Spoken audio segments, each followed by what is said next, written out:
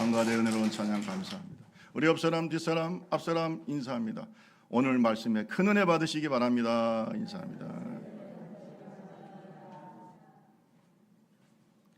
가을이 돼가고 있어요. 아무리 더워도 세월을 막을 수가 없고 늘어나는 주름도 막을 수 없고 하늘나라가 가까운 것도 막을 수 없습니다. 준비합시다. 영혼의 때를 준비하는 박원근 장로님의 신앙을 본받는 저와 여러분 되기를 바랍니다. 오직 교회 다닐 때 하나님만 보세요. 이렇게 말하는 건 쉬운데 실제로 하나님 잘 보여요, 안 보여요? 이게 초신자한테 이런 말하면 어디 하나님이 계셔? 아니 예수 10년 20년 믿어도 하나님 잘 안 보이는데 이제 교회 나온 사람한테 아이고 교회 다닐 때 시험 들지 말고 하나님만 보세요. 사람 보지 마세요. 여러분 그게 사실 어려운 말이에요. 왜냐하면 우리 눈에 하나님은 잘 안 보이고 누가 보여요? 사람이 보여요. 그래서 이렇게 얘기하면 어떨까요? 내 속에 계신 하나님을 보세요. 자신이 없으니까 아멘 소리가 안 나오는 거예요. 네? 따라합시다. 내 속에 계신 나와 함께 계시는 하나님을 보세요. 이렇게 말할 수 있어야 제자 아닐까요? 이래야 하나님의 사람이죠. 처음에는 내 모습이 많이 보이겠지. 예수 믿고 난 다음에 처음에는 아직 영적인 어린아이니까 인간의 모습, 인간의 생각, 인간의 말. 제가 요즘 이렇게 묵상을 하다 보니까 이런 생각이 들어요. 예수를 믿는다는 것은요, 생각이 바뀌는 거다. 물론 뭐 영혼이 구원받고 다 있는데 이 땅에서 생각이 바뀝니다. 세상을 바라보는 관점이 바뀝니다. 공산주의자들은요, 공산 사상이 있어요. 마르크스 레닌주의의 그 안경을 끼고 그 사상을 가지고 세상을 봅니다. 그러니까 세상이 붉게 보입니다. 자본주의에 또 훈련을 받은 우리들은 또 자본주의의 안경을 끼고 세상을 보죠. 불교 신자들은 불교의 세계관을 가지고 세상을 봅니다. 윤회설이라든지 아시겠죠? 그러면 기독교인들은요, 성경의 안경을 끼고 봐야 되는 거예요. 하나님의 눈으로 세상을 봐야 돼요. 하나님의 눈으로 인간도 보고 나도 보고 세상도 보고. 따라합시다. 하나님의 눈. 이게 중요한 거 아니겠어요? 그런데 어떤 사람들은 교회를 다니는데 계속해서 인간의 눈으로 세상을 봅니다. 심지어 어떤 사람은 교회 안에도 공산주의적 사상을 가지고 교회를 다니는데 세상을 봅니다. 여러분, 기독교와 공산주의는 같이 있을 수 없어요. 있을 수 없습니다. 왜? 수많은 기독교인들이 공산주의자들에게 죽었습니다. 사상적으로 같이 있을 수 없어요. 같이 있을 수 없습니다. 여러분, 기독교인이 된다는 것은 하나님의 눈으로 세상을 보는 거예요. 따라합시다. 생각이 바뀌어야 된다. 그래서 결정도 바뀌는 겁니다. 생각이 바뀌어야 행동이 바뀌는 겁니다. 결정이 바뀌는 겁니다. 그런데 생각이 어떻게 바뀌느냐? 성령의 역사예요. 예수님을 박해했던 사울이 예수님을 만나고 난 다음에 생각이 바뀌었어요. 예수를 박해하던 자가 예수의 제자가 되어서 예수를 증거하는 전도자가 됐어요. 뭐가 바뀌었어요? 생각이 바뀌었어요. 마음이 바뀌니까 생각이 바뀌고, 내 마음속에 성령이 역사하니까 생각이 바뀌고. 생각이 세속적이야. 여러분, 교회 나와도 세속적인 인간이에요. 생각이 안 바뀌면 소용이 없어요. 저는 생각이 안 바뀐 수백만 그리스도인, 겉모습만 그리스도인 너무나 많이 봅니다. 이건 아니야. 왜? 판단하고 결정하는 거 보면 대단히 세속적이에요. 인간적이에요. 오늘 새벽 기도 때 우리가 아사 왕에 대한 얘기를 하면서 아사가 인간을 의지했을 때 하나님께서 선지자를 통해서 이런 말을 했어요. 여호와의 눈은 전심으로 하나님을 찾는 자를 찾으신다. 따라합시다. 여호와의 눈은 전심으로 하나님을 찾는 자를 찾으시고 능력을 주신다. 그게 오늘 말씀이었어요. 새벽에. 그걸 하나님은 보시는 거예요.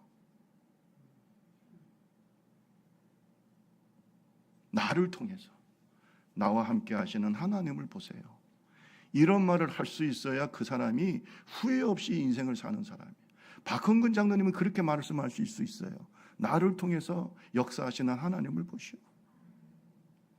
우리가 박헌근 장로님의 신앙을 따라간다는 것은요, 그런 삶을 사는 거지, 그것을 뭐 기념하는 것 자체가 그렇게 중요한 게 아니에요. 물론 그것도 우리가 중요한 우리 교회의 어떤 일부지만, 그러나 더 중요한 것은 나를 통해서 예수를 보라고. 전도는 그렇게 하는 거죠. 교회에 나와 있는 초신자들에게 하나님 보세요, 보이지 않아요. 그런데 교회에 나와서 많은 사람들이 실망하는 것은 뭐냐면, 기독교인이 뭔가 다를 줄 알았는데 뭐예요? 세상 사람과 똑같아. 생각하는 것도 똑같고, 행동하는 것도 똑같고, 말하는 것도 똑같고, 와서 뭐 얘기하는 것도 보니까 똑같고, 심지어는 더 못해. 상식 있고 예의 있고 이러한 세상 사람들보다 훨씬 못해. 일을 처리하는 것도 못하고. 여러분, 세상에 수준 있는 사람들, 뭐 대학 교수들이나 뭐 이런 사회 지도층들이 와가지고 생각해 보세요. 교회가 하는 일들을 보면은 이거 세상 사람들보다 못하네. 이런 말을 들으면 교회가 부흥이 되겠습니까? 교회가 부흥되려면 거룩해야 되는 거예요. 달라.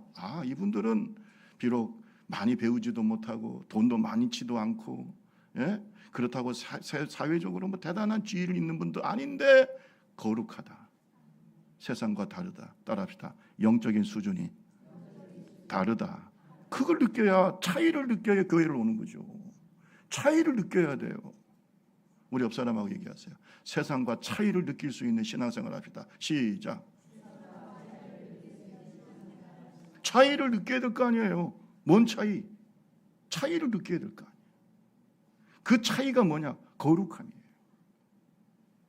차이를 느껴야 돼요.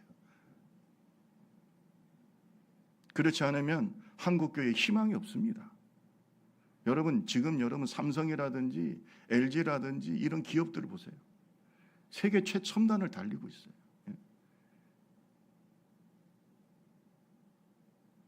그런 조직에 있는 사람들이 교회에 왔을 때 교회가 세상보다 뒤떨어지고 못한다. 여러분, 세상과 우리가 시스템이라든지 이런 것으로 앞서는 게 아니고 거룩함으로 앞서가야지. 세상보다 훨씬 더 깨끗하고, 세상 사람들보다 더 거룩하고, 세상 사람들보다 더 영적으로 세련되고, 매너가 있고, 아멘 할 때까지 계속. 성령의 9가지 열매가 뭐예요? 여러분, 어떤 분은 온유함을 잘 모르더라고. 온유함이라는 게 젠틀하다는 거예요. 뭔가 모르게 세상 사람들이 느끼지 못하는 이러한 영적인 성숙함이 보이는구나. 그분들의 마음 속에, 그들의 얼굴 속에 누가 나타나요? 예수 그리스도의 모습이 나타나. 저는 좀 그런 목사가 됐으면 좋겠어요. 부족하지만, 우리 목사님 얼굴 보니까 예수님 보는 것 같습니다. 이런 말을 한 번이라도 좀 들어봤으면 좋겠어요. 그렇다고 제가 끝나고 갔을 때 그런 말 하지 마세요. 근데 정말 그런 말을 듣고 싶어요. 우리 목사님 보면 예수님의 모습이 나타난다. 적어도 장로 권사님들은 그런 말 들어야 되지 않아요? 우리 옆 사람하고 물어볼까요? 저의 모습 속에 예수님의 모습이 있나요? 하고 물어보세요. 시작. 대답해 봐야지. 100%는 없더라도 적어도 20, 30년 믿으면 한 40%, 50%는 있어야 될 거 아니겠어요? 그죠? 그걸 얘기를 해야 돼요. 내 속에 있는 예수를 보세요. 자신 없습니까? 그럼 우리가 잘못 산 거예요. 자신이 없습니까? 차이를 못 느낍니까? 그럼 뭔가 둘 중에 하나입니다. 아직도 거듭나지 못했던가? 아니면 영적으로 성숙하지 못한 거예요.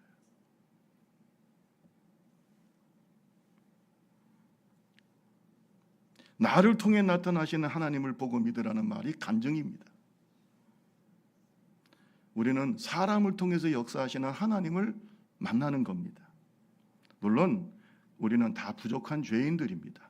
그러나 하나님 또한 그 죄인들을 들어서 하나님의 역사를 일으키고 있어요. 여러분, 우리는 과연 우리가 만나는 사람들의 신앙의 진실성을 믿을 수 있을까? 정말로 그들이 가는 그 발걸음이, 그들이 향하는 그 길이 하나님의 영광을 위한 길이고 천국으로 가는 길인가? 우리 앞에 걸어가고 있는 저 신앙인들의 발걸음이 하나님의 나라를 향하는 것인가? 여러분, 이렇게 우리가 어떤 때는 의심을 하게 됩니다. 왜 그렇습니까? 이 말세의 마지막 때는 거짓이 판치는 세상이에요. 거짓 선지자, 거짓 교사, 거짓 그리스도, 이런 사람들 때문에 교회가 굉장히 혼란한 시대입니다. 바울 사도는 오늘 이 본문 말씀을 통해서, 히브리서를 통해서, 히브리서가 누가 기록했는지 잘 모르지만 많은 분들이 바울이라고 하죠.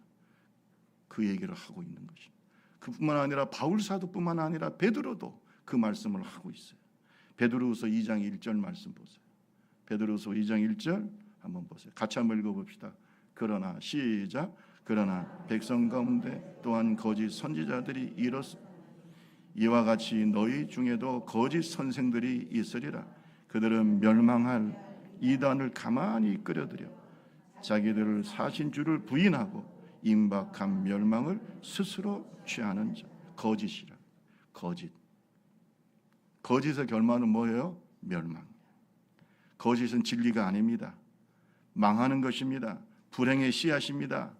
그래서 오늘 본문 말씀에 성경은 참된 지도자, 참된 영적인 사람들이 어떤 사람들인가를 우리에게 이렇게 분별하는 방법을 말씀해 주고 있습니다. 그것이 오늘 핵심적인 말씀이 13장 7절입니다. 우리 한번 다시 히브리서 13장 7절 말씀을 크게 한번 읽어봅시다. 시작. 하나님의 말씀은 너희에게 일러주고 너희를 인도하던 자들을 생각하며 그들의 행실의 결말을 주의하여 보고 그들의 믿음을 봅니다. 저 사람들이 가는 길이 천국 길인지 좁은 길인지 예수가 가신 그 길인지 어떻게 아느냐? 결말을 봐. 저는 여러분에게 묻고 싶습니다. 박헌근 장로님의 신앙과 목회와 인생의 결말은 천국일까요? 지옥일까? 박헌근 장로님이 순교하시기 전에 많은 사람들을 옥중에서 전도했습니다. 심지어 공산주의자들도 전도했어요. 그리고 박헌근 장로님이 이제 그 공산군들이 후퇴하면서 처형하려고 박헌근 장로님을 끌고 갈 때 그 같이 감방에 있던 사람들이 다 애국지사들이죠. 지주들이고 이런 사람들인데 이 박헌근 장로님 끌려갈 때 같이 갔다는 거 아닙니까? 같이 가면서 한 소리가 뭔 줄 아세요? 저 박헌근 장로님, 저분이 가는 길은 천국 길이다. 우리가 죽더라도 그분과 같이 죽자. 그렇게 따라갔대요. 그게 기록이 되어 있어요, 역사에. 우리가 가는 길이 천국 길이냐? 앞서가고 있는 저 사람들이 가는 길이 천국 길이냐? 좁은 길이냐? 구원의 길이냐? 예수가 가신 길이냐? 결말을 보라는 거예요. 결말을 보고 따라가라는 겁니다.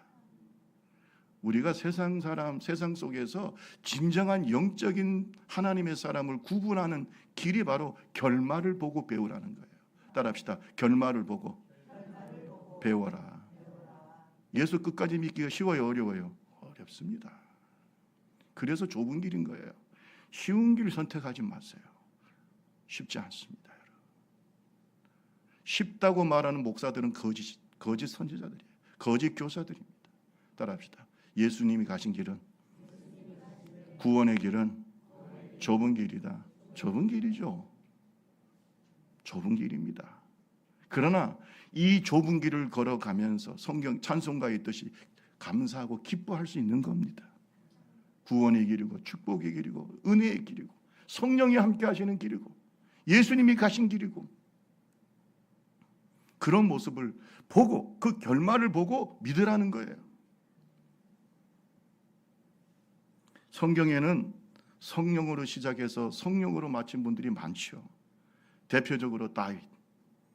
중간에 우여곡절도 많았지만 성령으로 시작해서 성령으로 마쳤어요. 저는 이번에 새벽기도 때 우리가 역대상하를 쭉 묵상하면서 다윗의 재발견이다. 참 다윗이요. 성전 건축을 위한 모든 준비를 다 해놓고 죽습니다. 솔로몬은 사실은 성전의 건축 설계도까지 다 다윗에게 받은 거예요. 다윗이 성령의 감동으로 성전 건축의 설계도까지 다 그려놓고 죽었습니다. 하늘나라 갔어요. 여러분 이런 주의 종이 어디 있습니까? 그리고 자기 아들이 성전을 건축하다가 혹시 부족할까 봐 많은 물질을 하나님께 드리고, 할렐루야. 네가 걱정 없이 하나님의 전을 건축해라. 이렇게 해서 성령으로 시작해서 중간에 우여곡절도 있었지만 성령으로 마친 사람이 다윗입니다. 베드로입니다. 아멘 안 하니까 계속 할 거야. 그 다음에 바울이에요. 성령으로 시작해서 어떻게 해요? 성령으로 맞죠. 그런데 성령으로 시작했다 육체로 맞힌 자들도 있어요. 끝이 안 좋아. 누굽니까? 여러분, 사울왕, 엘리 제사장, 가룟 유다, 이런 사람들이 또 있어요. 여러분, 우리는 어떻게 살아야 될까? 박은근 장로님을 기념하는 예배를 얼마 전에 드렸습니다. 9월달은 순교자 충성의 달인데 죽도록 끝까지 충성합시다. 우리 옆사람 한번 가면 이렇게 해볼까요? 죽도록 끝까지 충성합시다. 시작. 끝이 좋아야죠. 끝이 좋아. 결말을 보라는 거예요. 결말을 보라는 거예요. 자, 신앙의 결말을 보고 배우라고 하신 이 말씀은 우리에게 어떤 의미가 있을까? 여러분, 오늘 말씀을 통해서 좀 깨닫기를 바랍니다. 결말을 보라는 말은요, 영적인 배교가 있는지를 보라는 거예요. 배교가 있는지. 여러분, 신앙의 진실함은요, 끝까지 예수님을 배반하지 않는 데 있어요. 따라합시다. 끝까지. 크게 좀 따라하면 축복입니다. 끝까지 예수님을 배신하지 않는다. 그게 있어요.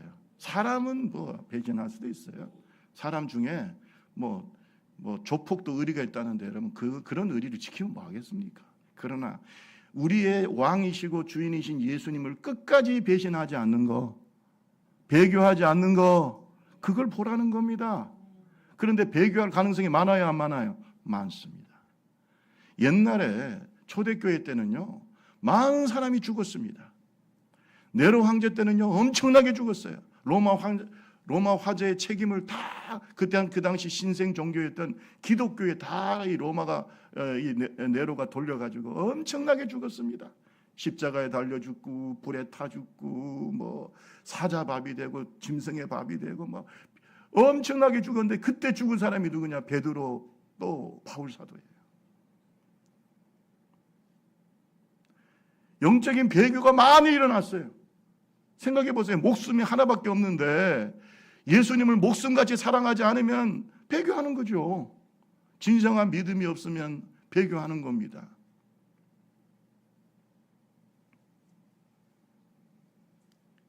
바울 사도가 이 죽음의 위협에 대해서 자기 자신에 대해서 이렇게 많이 얘기를 했어요. 고린도후서 11장 23절에서부터 27절에 보면 얼마나 위험한 신앙생활을 했는지를 얘기하고 있어요. 그들이 그리스도의 일꾼이냐? 정신없는 말을 하거니와 나는 더욱 그러하다. 수고를 넘치도록 하고 옥에 갇히기도 많이 하고 매도 수없이 맞고 여러 번 죽을 뻔했고 유대인들에게 40에 하나 감한 매를 5번이나 맞았고 3번 태장으로 맞고 1번은 돌에 맞고 3번 파손하고 일주일 동안 깊은 바다에서 지냈고 여러 번 여행을 하면서 강의 위험, 강도의 위험, 동족의 위험, 이방인의 위험, 시내의 위험, 광야의 위험, 바다의 위험, 거짓 형제들 중에 위험, 또 수고하고 애쓰고 여러 번 자지 못하고 줄이고 목마르고 여러 번 굶고 춥고 헐벗어 죽을 뻔했다. 죽을 뻔한 게 몇 번인지 모른다. 이런데 배교 안 해요? 이래도 배교하지 않아야 된다는 거예요. 이래도 배교하지 말아야 된다는 거예요. 그게 진짜라고. 그걸 보라는 거예요. 지금 바울 사도가 그걸 보라는 거예요.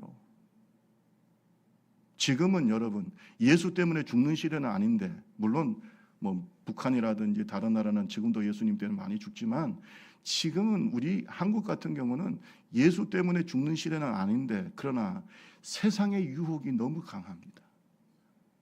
중간에 세속화되고 배교할 가능성 굉장히 많습니다. 따라합시다. 결말을 주의해서 봐라. 그 사람이 끝까지 믿음을 지키는지, 그 신앙의 순수함을 지키는지, 예수를 끝까지 사랑하는지를 보라는 것이요. 저는 지금도 순교적 신앙이 아니면 견디기가 힘들다. 좁은 길 끝까지 가는 거 쉽지가 않습니다.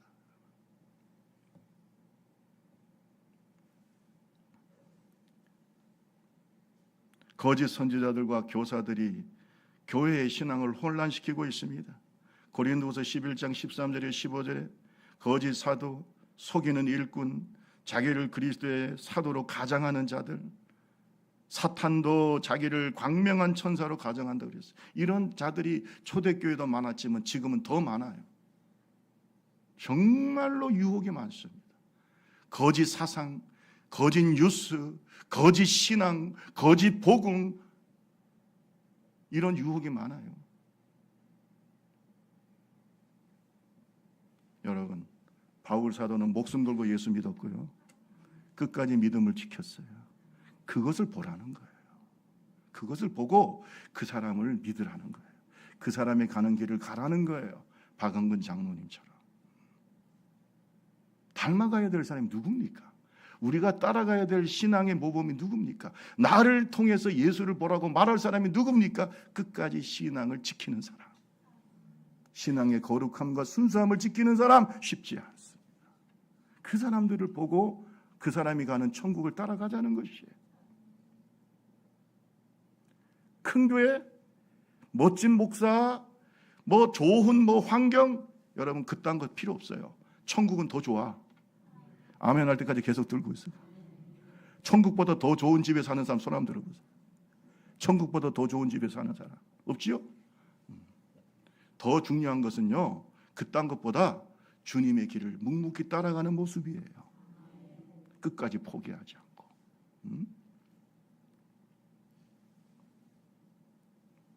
디모데후서 4장 6절에서 8절 보세요.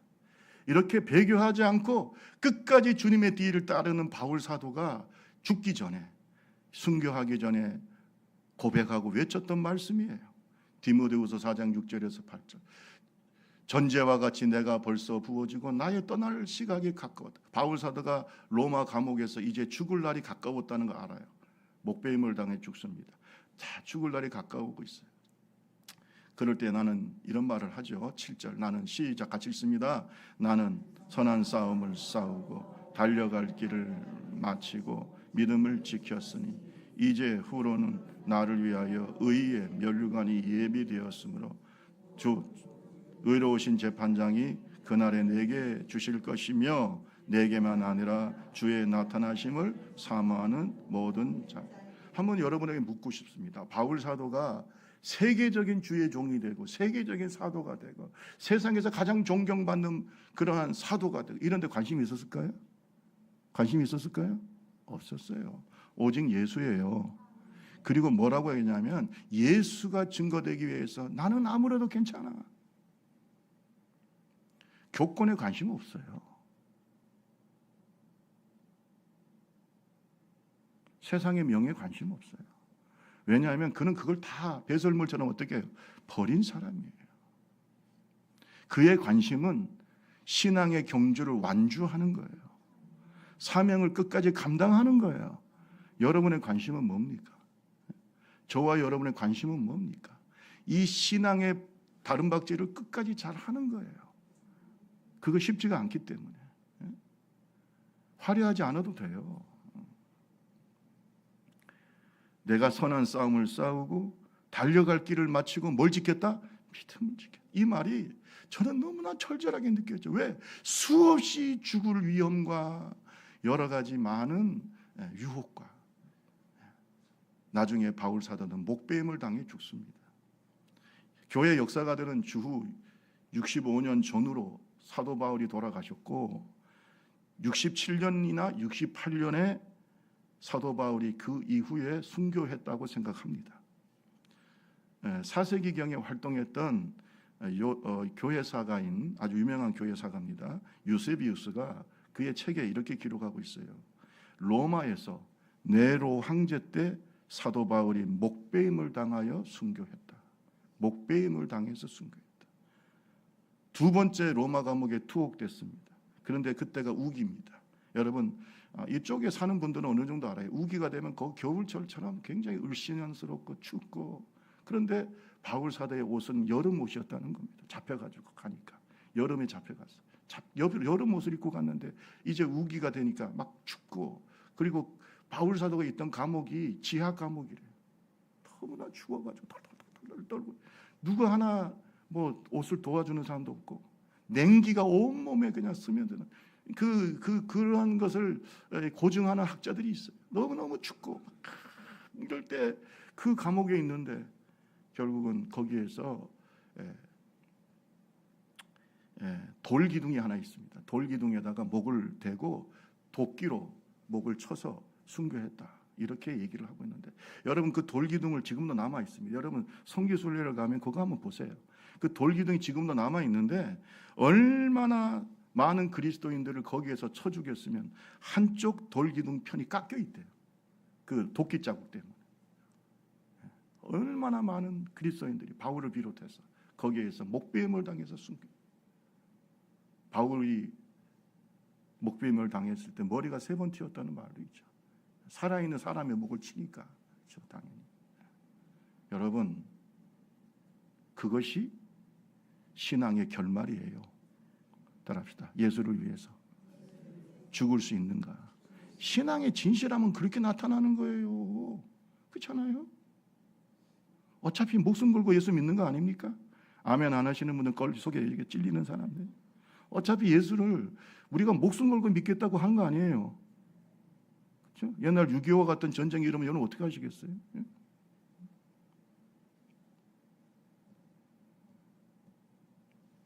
여러분, 예수님도 십자가에서 내려오지 않고 끝까지 아버지 하나님을 배신하지 않았어요.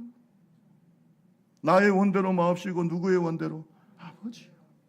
예수님도 십자가에서 끝까지 내려오지 않았어요. 내려올 수 있는 능력이 없어서가 아니에요. 예수님이 그 자기를 죽이는 원수들을 말씀 한마디로 멸할 수 있는 능력이 없어서가 아니에요. 무엇을 이루기 위해서? 하나님의 뜻을 이루기. 끝까지 십자가에서 내려오지 않으셨어요. 마지막 그 목숨이 끊어질 때까지 내려오지 않았어요. 그것을 닮은 사람이 바울이에요. 그것을 닮은 사람이 베드로예요.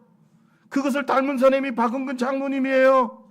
그것을 따라가는 자가 우리가 돼야 되는 거예요. 그게 진짜 신앙이라고. 그게 진짜 신앙이라고. 진짜 그걸 보고 따라가야지. 지옥 가는 사람들 따라가면 뭐 할 겁니까?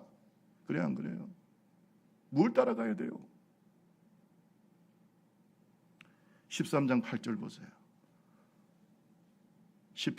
성경 기자는 이렇게 말하고 있어요. 예수 그리스도는 어제나 오늘이나 영원토록 동일하시다. 따라합시다. 예수님은 어제나 오늘이나 영원토록 동일하십니다. 그렇게 예수를 따라가라는 겁니다. 그렇게 따라간 자들을 본받으라는 거예요. 야고보서 5장 11절에 보라 인내하는 자를 우리가 복되다 하나니 너희가 욥의 인내를 들었고 주께서 주신 결말을 보았느니라. 이 결말을 보고 우리가 욥을 훌륭한 인물이라고 하는 거예요. 오늘 저와 여러분 신앙 오늘 이 시간 한번 점검합시다. 나는 과연 누구의 길을 따라가고 있는지. 배교하지 맙시다. 죽어도 예수 배반하지 마세요. 이런 말 하기가 요즘은 힘들어요. 목사들이. 꼭 기억하시기 바랍니다. 두 번째로 결말을 보라고 하는 그 말씀은 따라합시다. 영적인 깊이를 보아야 된다. 그분이 얼마나 주님을 사랑하는지 그 영적인 깊이를 보라는 거예요. 여러분 깊은 영성을 가진 사람을 우리가 뭐라고 그러는 줄 아세요? 신령한 자라고 하는 거예요. 여러분 영적인 어린아이 따라가지 마세요. 아직도 예수님을 영접하지 않은 육에 속한 사람 따라가지 마시고 신령한 자들을 따라가시기 바랍니다. 제가 오늘 새벽에 묵상하면서 하나님께 기도하는데 그 말씀을 딱 주시더라고요. 야, 김 목사 지식이 뭔 줄 아냐? 예? 지식이 뭡니까? 지식이 나의 마음을 아는 것이야. 나의 마음을 아는 게 지식이야. 지혜가 뭔 줄 아냐? 주님 지혜가 뭡니까? 내 뜻을 깨닫고 실천하는 능력이 지혜야. 와, 그 말씀을 오늘 새벽에 주시는데 제가 얼마나 감동을 느끼냐. 나는 지혜의 지식을 그냥 성경을 많이 알고 뭐 성경을 어떻게 실천하고 이런 그게 아니에요. 그것보다 더 깊은 의미가 있어. 지식은 하나님의 마음을 아는 거예요. 그게 신령한 자야. 지혜는 하나님의 그 마음과 뜻을 알고 이 세상에서 하나님의 교회에서 실천하는 능력이야. 그게 지혜야. 네, 맞습니다. 제가 지혜가 부족합니다. 제가 하나님의 마음을 아는 지식이 부족합니다. 신령한 자는 지혜와 지식이 있어요. 자, 고린도전서 2장 14절에서 16절 말씀 보세요. 우리 같이 한번 읽어볼까요? 육에 속한 사람, 다 같이 읽습니다. 시작. 육에 속한 사람은 하나님의 성령의 일을 받지 아니하니 이는 그것들이 그들에게는 어리석게 보이니 또 그는 그것들을 알 수도 없나니 그런 일은 영적으로 분별하기 때문이라. 신령한 자는 모든 것을 판단하나 자기는 아무에게도 판단을 받지 않으니라. 누가 주의 마음을 알아서 주를 가르치겠느냐? 그러나 우리가 그리스도의 마음을, 그리스도의 뭘 가졌다고요? 여러분, 왜 바울 사도가 신령한 자인 줄 아세요? 하나님의 마음을 아는 자예요. 우리 교회 안에 세 종류의 인간이 있다고 성경은 말하고 있어요. 하나는 육에 속한 자, 성령의 일을 알지도 못하고 받지도 못해. 하나님의 뜻 전혀 관심도 없어요. 따라합시다. 하나님의 일을 받지도 않고 알지도 못한다. 알지도 못해요. 그게 바로 육에 속한 자고, 영적인 어린아이가 있어요. 알긴 아는데 분별을 못해. 또 뭐 말씀도 다 깨닫지를 못해. 영적인 어린아이, 지도가 필요하죠. 그러나 가르칠 수 있는 신령한 자가 있어요. 하나님의 마음도 알고 하나님의 뜻도 깨닫고 실천할 수 있는 지혜도 있고. 아멘. 여러분이 신령한 자가 되세요. 우리 옆 사람하고 얘기해서 우리 신령한 자가 됩시다. 신령한 자가 되세요. 아니, 교회를 다니면서 그 정도 예수 믿으면 좀 영적으로 좀 있어야 될 거 아니야. 실력이. 아멘. 누군가 여러분에게 신앙 상담을 하거나 하나님의 뜻을 물을 때 얘기할 수 있어야지. 맨날 어린아이 같이 살아요. 맨날 어린아이 같이 사냐고 징징거리고 그러지 마세요. 이제는 가르칠 수 있어야 될 거 아니에요. 지혜와 지식이 있어서 성경을 통해서 하나님의 뜻을 깨닫고 진리를 분별하고. 아멘. 그래서 지혜를 분별력이라고 하는 거예요. 따라합시다. 분별력. 내 생각과 하나님의 뜻을 분별하고 세상의 생각과 하나님의 생각을 분별할 수 있고 성령과 악령을 분별할 수 있는 지혜. 그것도 없으면서 교회를 뭐 몇십 년 다니면 뭐합니까? 영적인 어린아이인데. 영적인 어린아이가 교회를 오래 다닌다고 해서 영적으로 성장하는 게 아니에요. 따라합시다. 하나님을 알아야 된다. 그리스도의 마음을 가져야 돼. 그게 영적인 깊이예요. 신령한 자. 저도 더 신령한 자가 되기를 바라고 여러분도 신령한 자가 되기를 주님의 이름으로 축원합니다. 그 신령한 자들이 걷는 발걸음을 따라가라는 거예요. 왜? 그들이 가는 길이 하나님이 원하시는 길이에요. 하나님의 뜻이야. 그리고 끊임없는 자기 부인의 길이야. 여러분, 신령한 자들이 걸어가는 그 길을 보면요, 끊임없이 자기를 부인합니다. 왜? 자기 생각하는 생각이 다를 때가 너무나 많아요. 왜 신령한 줄 아세요? 처음부터 하나님의 뜻을 알아서가 아니라 어떤 때는 내가 생각하는 것이 하나님의 뜻인 줄 알았는데 가다 보니까 아니구나. 그럴 때 어떻게 해야 돼요? 끝까지 가야 돼요? 하나님, 내 뜻을 내가 지킬 테니까 하나님의 뜻을 포기해 주세요. 어떤 사람은 기도할 때 내 뜻대로 안 되면 내가 교회 안 다니겠다고. 내가 이렇게 나의 이 소원대로 안 들어주시면 하나님 나가요. 삐질 거예요. 여러분, 이런 신앙이 과연 이게 신령한 신앙이라 할 수 있습니까? 진짜 신령한 신앙은 하나님의 뜻을 깨달으면 자기를 부인할 줄 알아야 돼요. 그래서 순종하는 사람, 그게 거룩한 사람이고 신령한 자죠. 그래 안 그래요?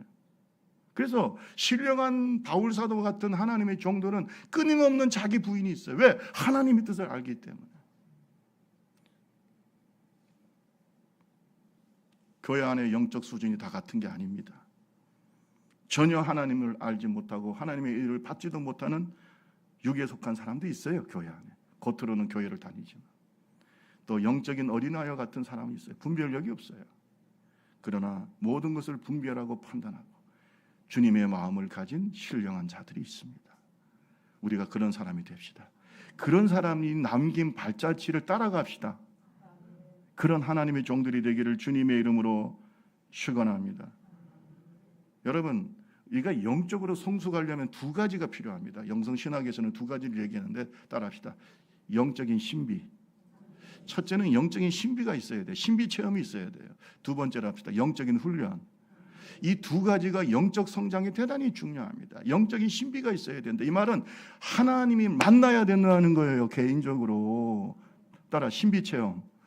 오늘날 제가요, 우리 젊은이들은 여러분들의 영적 신비가 별로 없어요. 제가 볼 때는 영적 신비가 별로 없어요.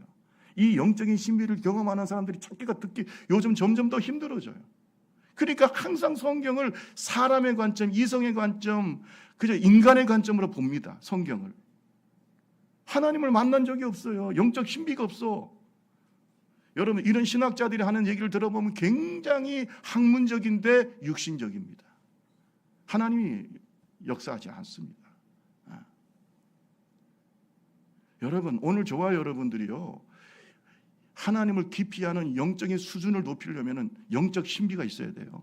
따라합니다. 하나님을 만나는 신비의 체험. 그 하나님은 신비하신 분이에요. 우리 이성과 경험과 우리의 모든 과학적인 지식을 넘어서는 분이에요. 아멘 크게 할 때까지 할까요? 우주보다 크신 분이에요. 내 생각보다 크신 분이에요. 과학보다 크신 분이에요. 의학보다 크신 분이에요. 그분을 만나는 걸 신비체험이라고 하는 거예요. 여러분, 바울 사도가 처음에 사울이었을 때 아주 이성적으로 예수님을 봤어요. 이성적으로 예수님을 봤을 때는 예수님은 죽일 죄인이야. 왜? 율법을 범한 자야. 그래야 안 그래요? 마치 율법을 범한 자처럼 보이는 거죠. 원래는 아니지만 바리새인들을 막 주님이 꾸짖고 자기들이 볼 때는 막 마음에 걸리고. 바리새인 중에 바리새인이 누굽니까? 사울이었어요. 옛날. 자기가 볼 때는 바울, 이 예수는 도저히 안 되겠어. 예수 믿는 자들을 도저히 이건 용납할 수 없어. 그래서 적극적으로 이성적으로 자기 생각으로 예수를 박해한 겁니다. 여러분, 바울 사도가요, 사울이었을 때 예수 박해할 때요, 굉장히 집요하게 의식적으로 의도적으로 그렇게 박해했습니다. 몰라서 어쩔 수 그거 아니에요. 그때 자기 생각으로 박해한 거예요. 그런데 부활하신 예수님 만났어요. 신비한 만남이 있었어요. 담에색으로 예수 믿는 사람을 잡아 죽이려 가는데 그 예수님이 밝은 빛 가운데 나타나셨어. 사울아 사울아 어찌하여 내가 나를 핍박하느냐. 누구십니까? 네가 박해하는 예수다. 끝났어요. 따라하시까 만나니까 끝났다. 옛날 자기가 자기 생각으로 예수를 생각하고 성경을 봤는데 싹 바뀌어버렸어. 아멘 할 때까지. 그래서 만나라는 거예요. 아니, 예수 만나지 못하고 성령 체험하지 못한 사람이 성경을 보는 걸 어떻게 믿어? 이 성경은 성령이 기록한 건데 어떻게 믿냐고 그걸. 바울이 얼마나 성경을 많이 아는 사람이에요. 그런데 예수가 보이지 않아요. 그런데 신비하신 예수님을 만나고 난 다음에 확 생각이 바뀌어버렸어요. 그래서 많은 신학자들이 예수 그리스도의 부활의 증거 중에 가장 큰 증거 중에 하나가 사울의 회심이라고 그랬어요. 만나요. 목사님 어떻게 만나요? 귀 뜯으면서 만나. 자기 가슴을 뜯으면서 회개하면서 머리를 뜯으면서 할렐루야. 하나님 좀 만나게 해달라고. 아니, 하나님이 살아계신다면 만나야 될 거 아니에요. 예수님을 경험해야 될 거 아니에요. 아멘 할 때까지. 성령을 경험해야 될 거 아니에요. 모르면서 뭘 알아요. 만나지도 않고. 신비가 있어야 돼요. 여러분, 베드로가 예수님을 만나고 난 다음에 뭐라고 그랬어요? 예수님께서 깊은 물에 가서 그물을 던져라. 던졌더니 사람이 생각할 수 없는 일이 벌어졌어요. 바다에 이골이 나고 전문가인 베드로가 세상에 예수님의 말씀에 순종해서 그물을 내렸는데 그것도 낮에 그냥 그물이 찢어질 정도로 고기를 잡았어요. 이것은 사람의 힘이 아니고 하나님의 신적인 능력이야. 아멘. 그것을 깨닫고 난 다음에 예수님 앞에 가서 뭐라 그랬어요? 따라합시다. 나는 죄인입니다. 나를 떠나소서. 여러분, 신비한 주님을 만난 자가 회개가 되는 거예요. 나를 떠나세요. 나는 죄인이에요. 진짜 가슴 치는 회개가 없는 사람은 아직 주님을 만나지 않은 사람이에요. 거룩한 하나님의 성령이 나의 영과 부딪힐 때 베드로처럼 나는 죄인입니다라는 고백이 나오게 되는 겁니다. 자동적으로. 바울 사도는 뭐라 그랬어요? 나는 죄인 중에 괴수. 아직도 목사님, 저는 지금까지 교회 다니면서 가슴 치는 회개한 적이 없습니다. 내가 정말로 죄인이라는 것을 뼈저리게 느낀 적이 없습니다. 왜 그런 줄 아세요? 여러분이 아직도 신비 체험을 안 한 거예요. 하나님을 만나지 않은 거예요. 만난 척하고 앉아 있는 거죠. 아니에요. 만납시다. 거듭남이라는 건 그런 거예요. 따라합시다. 물과 성령으로 거듭나야 된다. 거듭나지도 않고 만나지도 않은데 아는 척하지 마라 이 말이에요. 뭘 안다? 뭘 압니까 여러분? 모릅니다. 오늘날 젊은 그리스도인들의 가장 큰 문제가 만나지도 않았으면서도 만난 척하고 알지도 못하면서 아는 척하는 거예요. 뭘 합니까? 만나야 돼요. 거기에서부터 신앙은 출발하는 거예요. 이것이 영성신학에서 말하는 겁니다. 깨닫기를 주님의 이름으로 축원합니다. 그 다음에 우리가 영적으로 성장하려면 어떻게 해야 되느냐? 따라합시다. 영적으로 훈련해야 된다. 거듭나서 태어나는 것으로 끝나는 게 아니고 끊임없이 하나님의 말씀을 깨닫고 분별하고 훈련하고 하나님을 경험하는 것을 계속해서 나누고 체험하고 할렐루야, 기도 응답을 또 계속해서 같이 나누고 이러한 영적인 훈련이 필요한 거예요. 기도 훈련도 해야 되고 말씀을 묵상하는 훈련도 해야 되고, 믿습니까? 경건에 이르기를 연습하고, 오늘 우리 크로스 영성 아카데미 영성 스쿨처럼 끊임없이 훈련해야 되는 거예요. 우리 다 같이 한번 봅시다. 디모데전서 4장 7절 8절 다 같이 한번 읽어볼까요? 디모데전서 4장 7절 8절 다 같이 한번 읽어봅시다. 시작. 악령되고 헛단한 신화를 버리고 경건에 이르도록 내 자신을 연단하라. 육체의 연단은 약간의 유익이 있으나 경건은 범사에 유익하니 금생과 내생에 경건에 이르기를 어떻게 하라고요? 예, 힘쓰라, 연단하라. 이것 옛날 성경에는 연습해라, 트레이닝, 훈련해. 신비 경험만 갖고 되는 게 아닙니다. 하나님을, 신비로운 하나님을 경험했으면 예수 닮기 위해서 열심히 훈련해야 돼요. 그걸 우리가 성화라고 하는 거예요. 따라합시다. 거룩함을 훈련해야 된다. 끊임없이 내 속에 있는 영적인 더러움을 제거하고 옛사람을 이기고 영적인 싸움에서 승리하는 그런 훈련을 계속해야 된다는 거예요. 여러분, 군대에 간다고 해서 다 강군이 되고, 군대 들어간다고 해서 다 특공대가 되고, 군대에 간다고 해서 다 훌륭한 군인이 됩니까? 훌륭한 군인이 되려면 뭐 해야 돼요? 훈련해야죠. 그러더라고.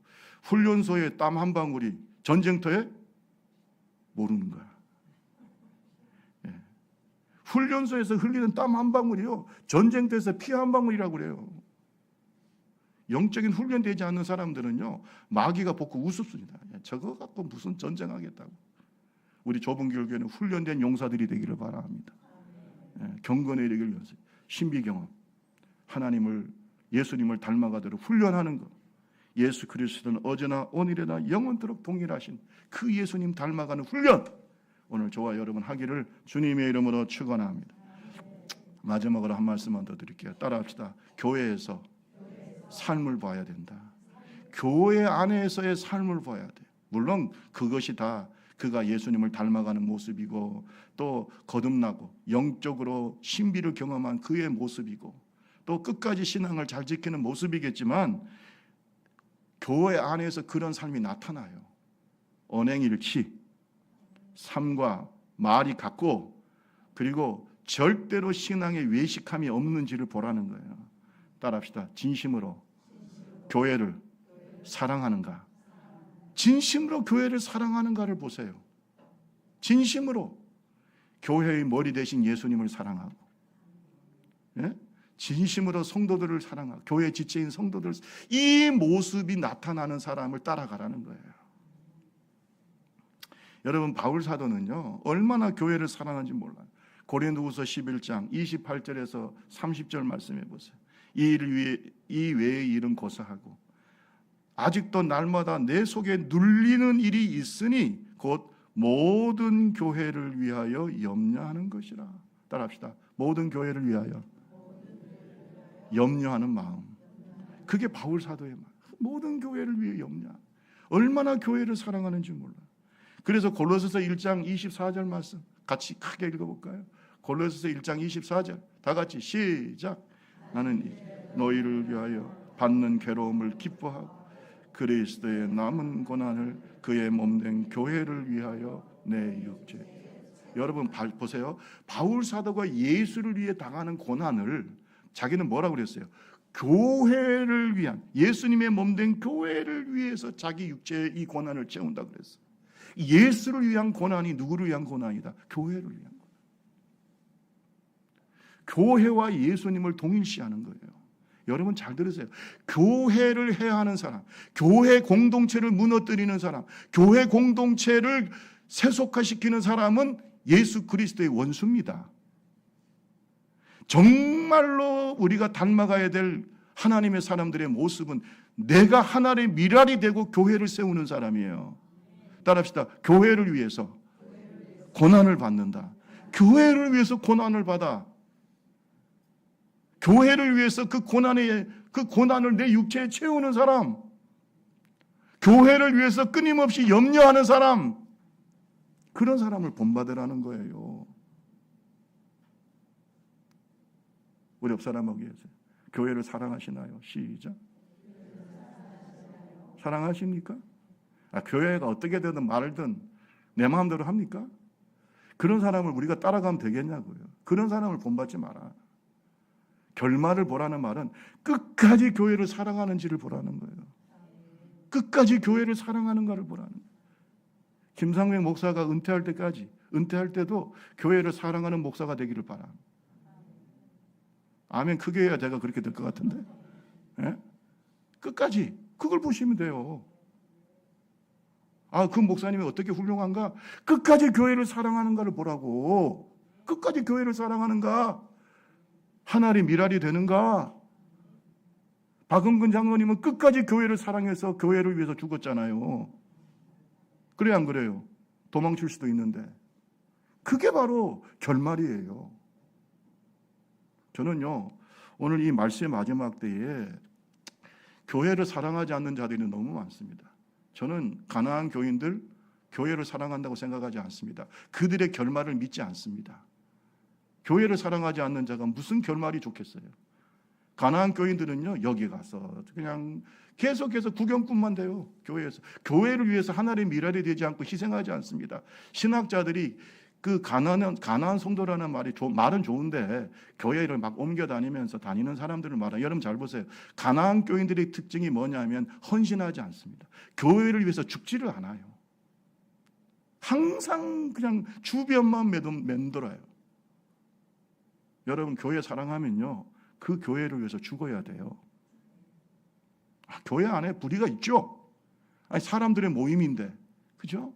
또 마귀 역사도 있어요, 없어요? 있죠. 그래도 나는 교회를 지켜. 아멘 하는 분만 나오면 교회를 지키세요. 끝까지 교회 지켜. 하나님의 미랄이야. 이 교회가 하나님 앞에서 귀하게 쓰이도록 눈물로 기도하고 그 결말을 보라는 거예요.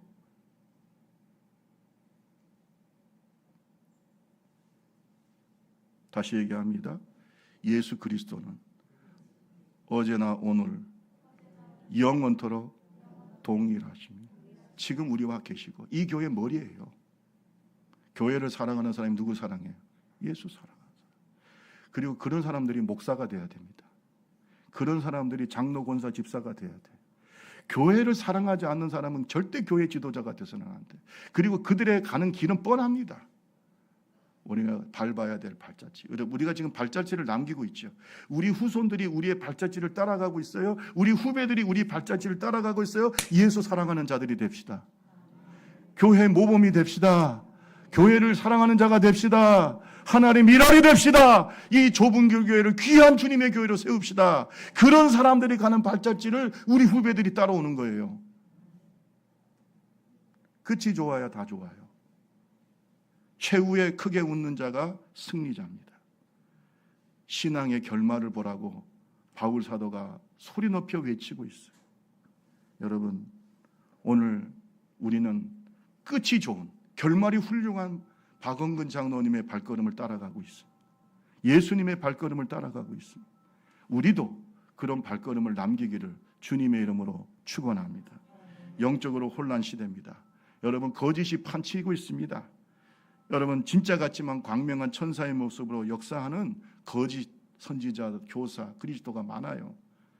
영적인 분별력이 정말로 필요합니다. 그런데 오늘 성경이 우리에게 주는 한 가지 분별할 수 있는 지혜가 있습니다. 그것은 뭡니까? 여러분은 하나님의 말씀을 전해준 지도자들을 기억하고 그들의 최후를 생각하며 그들의 믿음을 본받으십시오. 그들의 결말을 보고 그들의 믿음을 본받으세요. 이 말씀을 꼭 기억하는 하나님의 종들이 되시기를 주님의 이름으로 축원합니다. 우리 찬양하시고 한번 기도합시다. 비바람이 갈 길을 막아도 우리 23장 찬송하겠습니다. 찬양집 23장.